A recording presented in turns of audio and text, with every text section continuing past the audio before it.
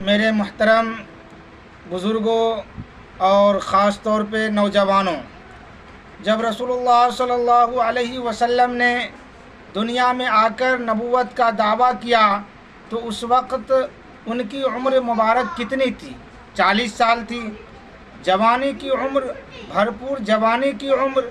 जब नबूवत का ऐलान किया तो आप सल्लल्लाहु अलैहि वसल्लम की उम्र मुबारक 40 साल, हज़रत सिद्दीक़ अकबर रज़ी अल्लाह ताला अन्हु की उम्र 38 साल, हज़रत उमर फ़ारूक रज़ी अल्लाह ताला अन्हु की उम्र 27 साल, हज़रत अली रज़ी अल्लाह ताला अन्हु की उम्र 10 साल, हज़रत हमज़ा रज़ी अल्लाह ताला अन्हु भी जवान हैं, हज़रत उस्मान गनी भी जवान हैं।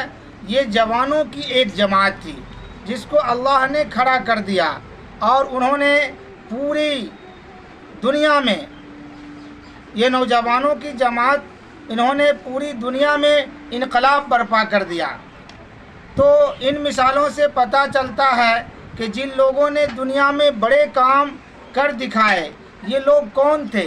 ये नौजवान थे, ये नौजवान लोग थे। लिहाजा इस उम्र में अल्लाह ताला ने बरकत रखी होती है। अल्लाह ताला की तरफ से दी हुई नेमतें अपने कमाल को पहुँची होती है। लिहाजा आदमी जिस काम को करने की नीयत करे उस काम को कर गुज़रता है। ये बेहतरीन उम्र है।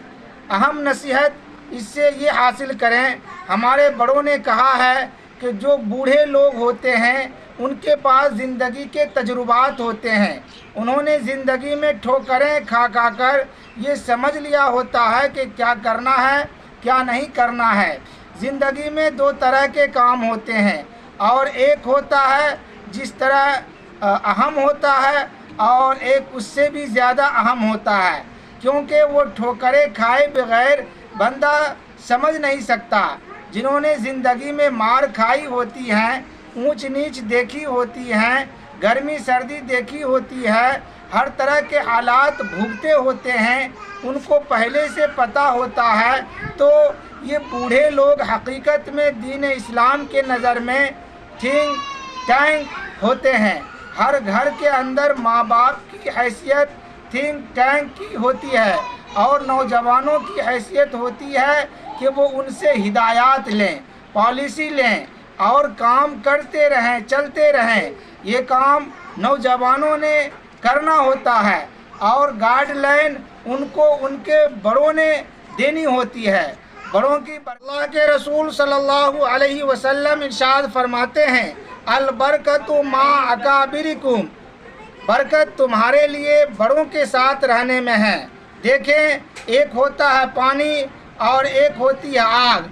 जब दोनों मिलते हैं तो भाप बन जाती है और ये स्टीम बड़ी बड़ी रेलगाड़ियों के बोझ को खींचती है। इस तरह नौजवानों की मिसाल आग की और बूढ़ों की मिसाल पानी की, और नौजवानों का जोश और बूढ़ों का होश ये जमा हो जाएं तो नौजवानों का जोश और बूढ़ों का होश ये इकट्ठे हो जाएं तो ये भी एक स्टीम तरह की चीज़ बनती है जो ज़िंदगी की गाड़ी को धकेल कर मंजिल तक पहुंचा दिया करती है।